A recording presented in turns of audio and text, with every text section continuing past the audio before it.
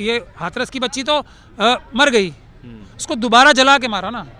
जो लाश को जलाया जाता है वो अपराधी लोग सबूत मिटाने के लिए जलाते हैं, क्योंकि हाथरस की बच्ची के शरीर को जलाया सिर्फ और सिर्फ इसलिए गया था कि उसकी जो शरीर सबूत दे सकता था उनको ख़त्म करना था। किसी भी समाज की बच्ची हो, पूरी जिम्मेदारी के साथ कह रहा हूँ, रफा दफा होते हैं, न्याय नहीं होता है। जो उत्तराखंड की बच्ची के साथ हुआ है, जो उन्नाव की बच्ची के साथ हुआ है, कि जो वो होते हैं ना, दरिंदे होते हैं, उनके मुंह खून लग जाए, किसी का भी लग जाए, तो वो आगे भी यही काम करते हैं। तो वो फिर किसी की बच्चियां सेफ नहीं है।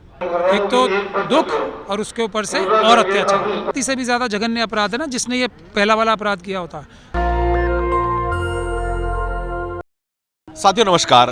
हाथरस कांड को आज 6 साल पूरे हो चुके हैं और आज तक उस बच्ची को न्याय नहीं मिला है। उस बच्ची को न्याय नहीं मिला है जिसका इल्लीगल क्रिमेशन किया गया प्रशासन के द्वारा। उस बच्ची को न्याय नहीं मिला जो कि एक दलित समाज की बच्ची थी, और आज तक समाज उसे भारत की बेटी नहीं बोलता, दलितों की बेटी बोलता है। ये सबसे बड़ा अन्याय है और एक अन्याय का हिस्सा भी है। उस केस में जो कोर्ट में अपीयर हो रहे हैं वकील एडवोकेट महमूद प्राचा हमारे साथ हैं। प्राचा साहब, 6 साल में एक लड़की के बलात्कार को और उसके इलीगल क्रिमिनेशन के मामले को न्याय नहीं मिलता, कितना बड़ा फेलियर है इंडिया के जस्टिस सिस्टम का और उन लोगों का जो कि कहते हैं कि हम हिंदू हृदय सम्राट हैं और हिंदुओं की सरकार है, क्योंकि उस डेफिनेशन में तो ये बच्ची भी हिंदू ही थी। ये तो आप उन्हीं से पूछिए जो न्याय देने के लिए भी किसी धर्म और ज़ात को देखते हैं। ये बात तो मैं बता नहीं पाऊँगा आपको। दूसरी बात ये मैं ज़रूर बता सकता हूँ कि इलीगल क्रिमेशन जिसे आप कह रहे हो उसका मतलब क्या है। उसका मतलब है सबूत मिटाने के लिए बच्ची की लाश को ज़बरदस्ती जला देना। ये आम आदमी की भाषा में ये समझना चाहिए, क्योंकि क्रिमेशन वो होता है जो परिवार वाले करते हैं जी, या परिवार की मर्जी से होता है। जो लाश को जलाया जाता है वो अपराधी लोग सबूत मिटाने के लिए जलाते हैं। क्योंकि हाथरस की बच्ची के शरीर को जलाया सिर्फ और सिर्फ इसलिए गया था कि उसकी जो शरीर सबूत दे सकता था उनको ख़त्म करना था। और उसमें उत्तर प्रदेश सरकार के और केंद्र सरकार के में बैठे हुए हाईएस्ट लेवल के लोग शामिल थे। ये बात मैं नहीं कह रहा हूँ। जब दिल्ली में सुप्रीम कोर्ट में ये केस चला था तब भी यही बात कही गई थी, और उसके बाद लखनऊ में जब ये केस ट्रांसफ़र कर दिया गया था तब भी बुनियादी तौर पे जिन लोगों को रिस्पोंडेंट यानी कि परिवादी बनाया गया था, जो लोग को रिस्पोंडेंट्स बनाया गया था, वो सभी उत्तर प्रदेश के हाईएस्ट पोजीशन से बैठे हुए chief secretary, director general of police, DM, वो डायरेक्टली इन्वॉल्व हैं क्योंकि कोर्ट में पेश हो रहे हैं। डायरेक्टली इन्वॉल्व हैं ही। अगर नहीं होते तो अब तक जो लोग डायरेक्टली इन्वॉल्व थे उनके खिलाफ कुछ ना कुछ एक्शन लेते हैं। इसमें कोई शक और शुबे की गुंजाइश बिल्कुल बाकी नहीं है। अगर कुछ लोगों ने लोकल लेवल पे ये कार्य कर दिया होता, सबूत मिटाने के लिए बच्ची को जला दिया होता, तो जो उच्च अधिकारी हैं उनके खिलाफ एक्शन लेते, बल्कि वो उनको डिफेंड कर रहे हैं, करोड़ों रुपए खर्च कर रहे हैं इस बात के लिए कि जो प्रोसीडिंग चल रही है लखनऊ हाई कोर्ट की बेंच में उसको रफा दफा करा दिया जाए। लेकिन सर आपने इतना लंबा समय अदालतों में बिताया, इतने सारे केसेस रिप्रेजेंट किए हैं, क्या इतना लंबा समय इससे पहले आपने देखा है कि 6 साल में एक रेप का मामला नहीं सुलझा पाए हमारा जस्टिस सिस्टम? नहीं, रफा दफा कर पाए ना। रफा दफा ही तो होते हैं मसले सारे। इसमें 99% जो मसले होते हैं, किसी भी समाज की बच्ची हो, पूरी जिम्मेदारी के साथ कह रहा हूँ, रफा दफा होते हैं, न्याय नहीं होता है। ना इन्वेस्टिगेशन ठीक से होती है, ना कोई उसमें केस ठीक से चलता है, बल्कि उससे भी बड़ा बुरा कार्य होता है जिसमें कोई भी व्यक्ति कोई भी बड़ा इन्वॉल्व होता है, जिसको मैं एप्स्टीन गैंग का मेंबर बोलता हूँ। तो फिर उस परिवार के ऊपर ही हमले होते हैं, उसके ऊपर हमले होते हैं, उनके ऊपर तंग किया जाता है, उनको हर प्रकार से प्रताड़ित और किया जाता है। एक तो दुख और उसके ऊपर से और अत्याचार।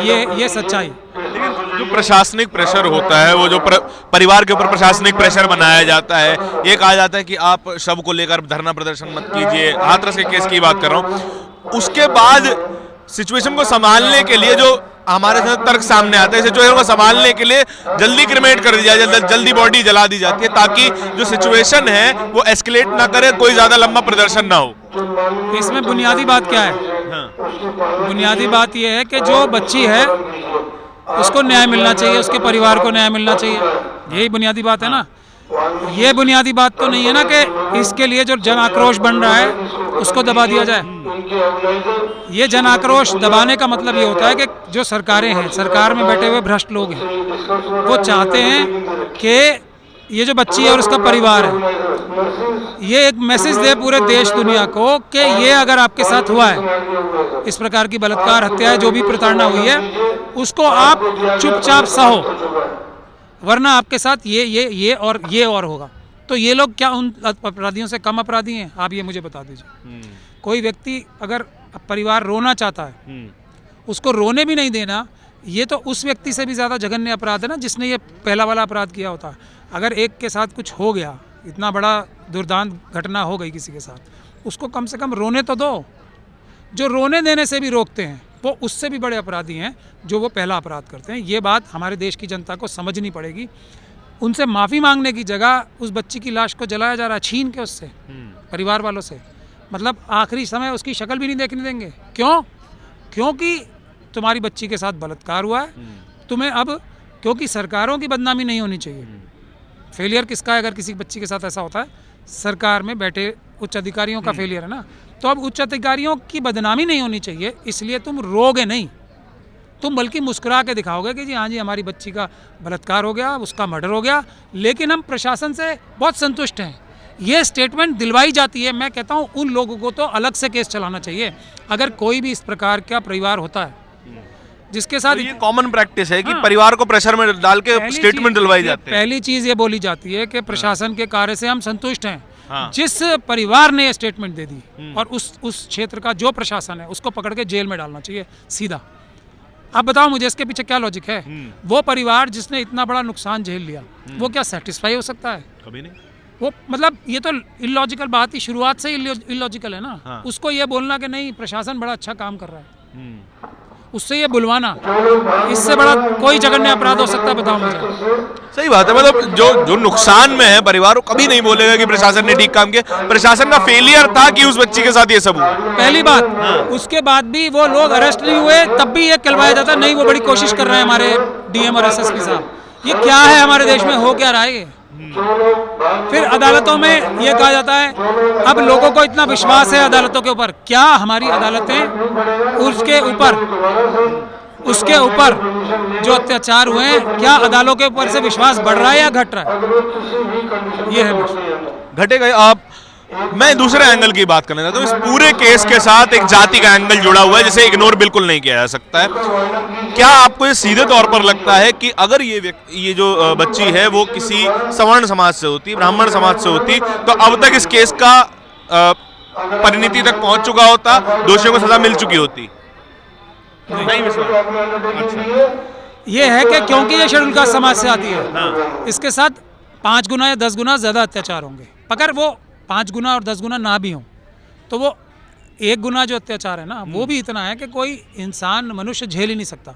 तो एक व्यक्ति को, एक परिवार को 1 बार मारो या 100 बार मारो या 10 बार मारो, 10 गुना ज़्यादा मारो, असर तो एक ही होना है ना। मगर ये बात, इसमें कोई दो राय नहीं है कि जो वीकर सेक्शन से लोग आते हैं उनके साथ अत्याचार 10 गुना ज़्यादा होता है, मगर वो एक ही काफ़ी है ना। आप ये उन्नाव की बच्ची को देख लो, वो तो सो कॉल्ड बोलते हैं हम अपने आप को, हम कहीं कहीं ऊपर हैं बाकी लोगों से, उसी समाज से आती है ना। उन्नाव की बच्ची का एग्जाम्पल और जो ये उत्तराखंड की बच्ची का एग्जाम्पल है, वो तो साफ नज़र आ रहा है ना। इसमें क्या है? लेकिन वो बच्ची मर गई, ये हाथरस की बच्ची तो मर गई, उसको दोबारा जला के मारा ना, ये किया। लेकिन वो तो कास्ट, आप जो रेगुलर ऑपरेशन है वो 10 गुना ज्यादा बढ़ जाएगा अगर आप किसी और कास्ट से हैं। लेकिन वो 1 गुना, जो मैं बुनियादी बात कह रहा हूँ, वो 1 ही गुना इतना ज्यादा है कि आप तो वैसे ही मिट्टी में मिल जाओगे ना। तो अगर मिट्टी के ऊपर और वो किए जा रहे हैं तो उसको क्या फर्क पड़ रहा है? वो तो मर चुके हैं ना। आखिरी सवाल सर, आउटरीच के ऊपर मैं पूछना चाहूँगा। उन्नाव केस के लिए आउटरीच बहुत बड़ा होता है। हमने पुराना निर्भया केस देखा, उसमें इतना बड़ा आउटरीच हुआ कि सरकार को वाटर कैनन, आंसू गैस के गोले वो चलाने पड़ गए। इस वक्त उत्तराखंड में मशाल मार्च निकाला जा रहा है, पूरा प्रेशराइज किया जा रहा है सरकार को सीबीआई जांच के लिए। इस केस में हम देख रहे हैं कि उतना बड़ा आउटरीच नहीं है, ना ही मीडिया खबर चला रहा है कि ये देश की बेटी है, ना ही पूरा समाज इकट्ठा होकर ये बात कर रहा है कि इस बच्ची को भी न्याय मिलना चाहिए। डिफरेंस साफ देखा जा सकता है, इसके क्या कारण है? ये वही है ना, जो मैंने अभी आपको कहा, ये 10 गुना ज़्यादा होता है हर तरफ से अत्याचार, वही 10 गुना ज़्यादा। अत्याचार सर दिख तो सभी को रहा होगा, ये तो सवर्ण समाज को भी दिख रहा होगा ना कि यहाँ पे हमारी बच्ची का भी नंबर आ सकता है अगर किसी का भी आ रहा है। हाँ। आया ही। बट यहाँ में दोष देखिए, अगर हमारा समाज जो बांटी रखा है आरएसएस और बीजेपी ने जातियों में और धर्म में, तो देखा जाए तो जो हमारे संगठन है, जो अम्बेडकरवादी संगठन है, उनकी गलती में कहीं ना कहीं, क्या बहुत ज़्यादा, कहीं ना कहीं नहीं, एकदम उन्हीं की गलती मानता हूँ कि उनकी संख्या ज़्यादा है, उनका सब कुछ ज़्यादा है और उनकी बच्चियों के साथ, उनके बच्चों के साथ अत्याचार 10 गुना या 100 गुना ज़्यादा हो रहे हैं। तो वो क्यों प्रोटेस्ट करने सड़कों पे नहीं आते? ये कहीं ना कहीं हमें अपने ऊपर जिम्मेदारी लेनी पड़ेगी, हमारी गलती है, हम लोगों को अपने अपने समाजों से माफ़ी भी मांगनी चाहिए और सड़कों पे आना चाहिए। इसको करेक्ट करने की आवश्यकता है। वो जो दूसरे वर्णों के लोग हैं जो कर रहे हैं, उससे हमें सीख लेनी चाहिए, उनको क्रिटिसाइज़ नहीं करना चाहिए।